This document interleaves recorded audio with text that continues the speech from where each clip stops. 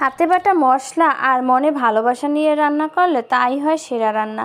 Hello everyone, আসসালামু আলাইকুম। সবাই কেমন আছেন? আলহামদুলিল্লাহ আমি ভালো আছি। আজকে চলে আসলাম আমার মায়ের হাতে পালিত মুরগিগুলো থেকে একটা মোরগ নিব আর সেটা রান্না করব বাটা মশলা দিয়ে। তো মোরগ নিতে এসে দেখি মুরগিগুলো ডিম পেড়ে রেখেছে। মা আগেই ডিমগুলো নিয়ে নিল, এরপর মোরগ ধরার পালা।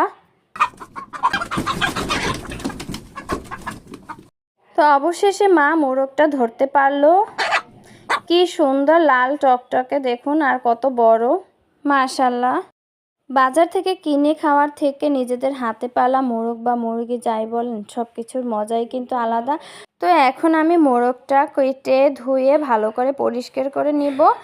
এরপর আমি এক এক করে সব মশলা দিয়ে দেব। এখানে পেঁয়াজ কুচি আর হাতে বাটা মরিচ দিয়ে দেব। এরপর জিরা, আদা, রসুন সবগুলো নিজের হাতে শিলপাটায় বাটা মশলা। আর শিলপাটায় বাটা মশলার রান্না কিন্তু সবসময় স্বাদে দ্বিগুণ হয়।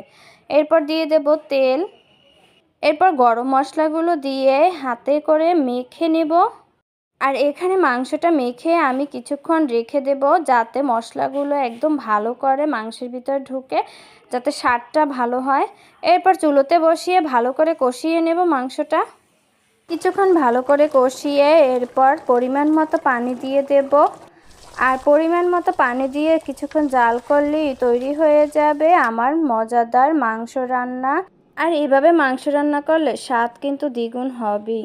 রান্নার প্রসেসটা কেমন লাগলো সবাই কমেন্ট করে জানাবেন, আর ভালো লাগলে অবশ্যই লাইক কমেন্ট করবেন।